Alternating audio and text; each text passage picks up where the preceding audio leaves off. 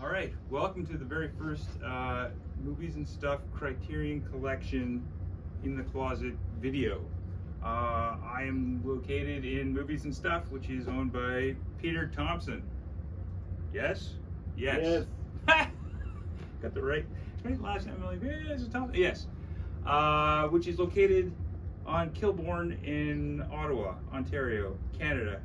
Probably the last front-facing brick-and-mortar video store you will find, at least in this city, and I don't know how many there are across the country, but they're limited. Anyway, that's where I am, and Peter has this beautiful wall of Criterion films that he rents to people like me, to other film geeks. I film nerds, pardon me. If you've never seen one of the Criterion videos online, they have a closet in New York City where they invite famous directors and actors to pick their favorite films and talk about them. But you have to be famous, and I am not. Although I am a local author, and I wrote this book called My Life of Pictures. Christian McPherson, buy a copy. And then it's all about movies, so I figured I'm qualified enough to talk about films a little bit, maybe? I don't know. Anyway, so here we are. So I'm going to pick my picks and talk about which movies I love, and I hope you enjoy. So let's go. Let's see. What am I going to start with? Oh boy. So many great titles. I have looked here before, but I didn't pick anything specific. We'll start with this one. With Nail and I. Can you see that? All right. So this film by Bruce Robertson stars Edward E. Grant and Paul McGann, who was one of the Doctor Who's, I believe. I'm not sure which number. And it's set in the last days of 1969 in London. And when everyone was easy riding and color and everything, all the colors in this film are like brown and gray, and it's about two alcoholic unemployed actors, and I love it. I just love it. I've watched it dozens of times. I've seen it at the Mayfair, which is one of the rep theaters here in Ottawa, and it's probably the film that turned me into an alcoholic. I have 4.5 years sober. Hey, yeah. So if you haven't seen With Nail and I, this is a must. This is one of my favorite comedies of all time. So this is going in. Since I don't have a Criterion bag, I have a Spider-Man bag. So that's going into the Spider-Man bag. That's the first film that's going in. Okay. Now let's see. Next.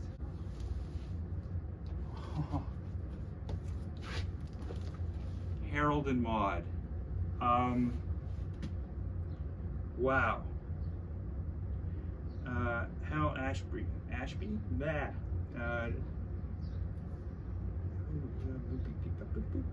Ruth Gordon, Bud Cort. I love this movie.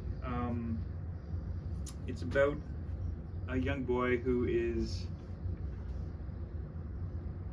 obsessed with death, and he's very rich, and he does these pranks, dark pranks on his mom, and they're horrific. And he hangs out at funerals, and he meets Maude, and Maude also hangs out at funerals, but she's full of life, and she replants trees and saves them. It's just such a beautiful film. Touching, lovely, and Maude is much older than he is, and so he has this relationship with her. Anyway, I love this movie. If you haven't seen Harold and Maude, it's a must. All right, going in the bag. Next, what are we going to do next? There's so many movies.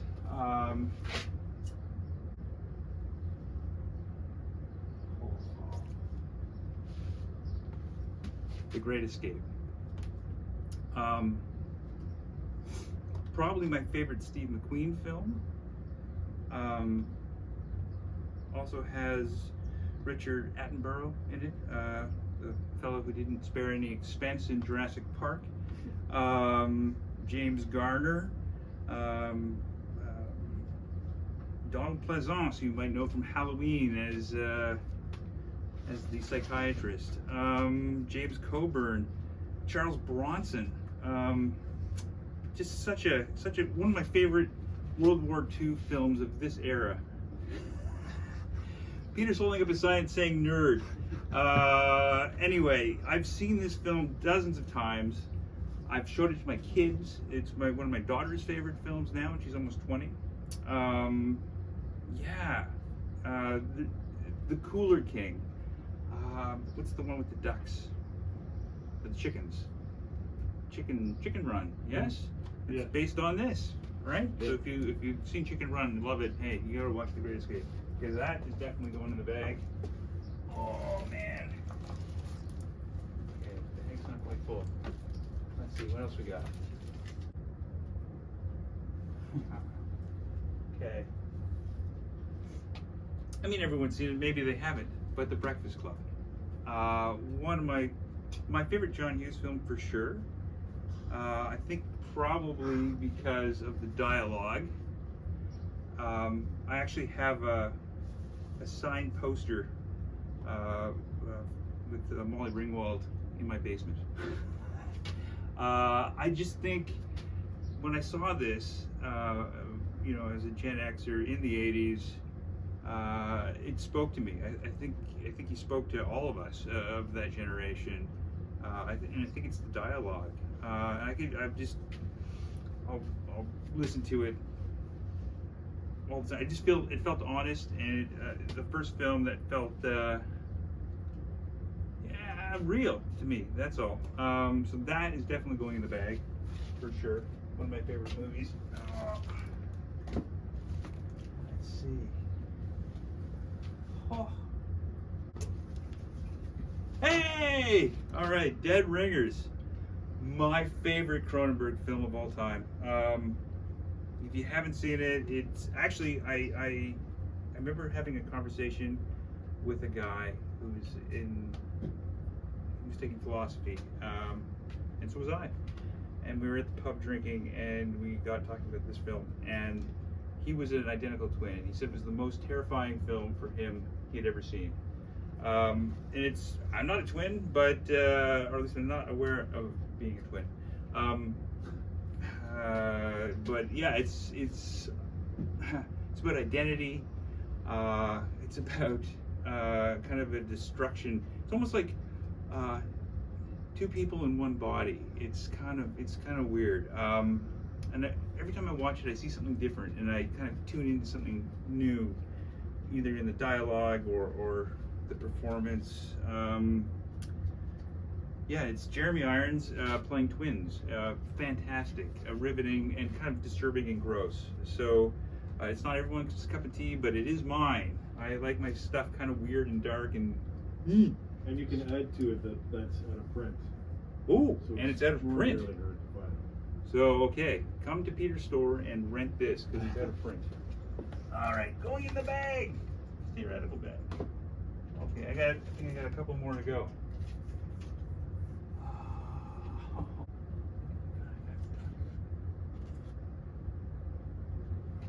Yeah, Repo Man. Emilio Estevez. If you're gonna watch anything by Tarantino, I feel like you gotta watch Repo Man first, especially Pulp Fiction. There's a suitcase. There's something in it. It's got everything. There's no product placement in this film. There is things that say soup. And, you know, the can is white and it says soup on it. Every product in the film is like that. It's very punk. It's very, you can see it by the cover. It's kind of punk. The music is wild. Emilio Estevez is in it. Yeah, it's a cool movie. It's badass. Repo Man, check that out. Okay, going in the bag. Oh.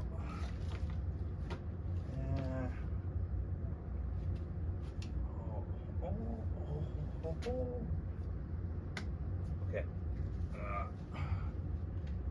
Straw Dogs. Sam Peckinpah. If you don't know who Sam Peckinpah is, he's an American director who makes violent masterpieces of cinema. One of my favorite performances by Dustin Hoffman, who I love. Yeah, this is a home invasion film, basically, sort of. And Dustin Hoffman plays a nerd trying to protect his house, and we believe there's a bear trap. It's a masterpiece. I love it. Yeah, it's gritty. It's dark. It's terrifying. Straw Dogs going in the bag. And let's see. Maybe I'll do one more. 2, 4, 6, 7. Oh, one more. Let's do one more, and I'll call it a day. Oh, if I was actually in the Criterion store, I'd be more greedy. I'd probably come up with 20. But time is of the essence here. I don't want to bore you people. You can come in here and do this yourself. Come and rent movies and talk with Peter. It's good. Or put it in a note. Although Peter should have his own bag. There's movies and stuff, I think, right? I should. He You're should. right. Yeah. After the popularity of this video, that's going to happen. This is going to go viral. It's going to go viral, and you're going to just want to come in here and put stuff in the movies and stuff bag. I would say the 8 people that watch it will. No, I'm just kidding. You wait. All right, we'll end with the masterpiece, Night of the Living Dead, George A. Romero. The first, there's things like White Zombie and other films, but this is considered to be the first zombie film as we think of the zombie film today. It is also a social commentary on racism.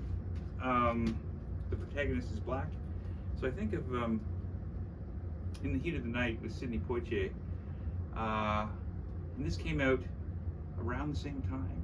I think this is just as powerful in terms of social commentary, and Mr. Romero was kind of a social commentary person. It's also a great horror movie. Yeah, so if you haven't seen the original Night of the Living Dead, that's it. So that's going in the bag. It should be added to the. We talked about earlier how a lot of these movies are just public domain and the releases are terrible. This is being cleaned up, and this is a huge release. So if you didn't catch that, hopefully the audio did. These are clean, wonderful reproductions of the original. Very necessary, yeah. Yes. So that's what Criterion is all about, and also the packaging and the commentary and everything else. So shout out to Criterion. You can go and buy their films, or you can come here to Peter's store here in Ottawa on Kilbourne at Movies and Stuff, and just rent away. Thank you.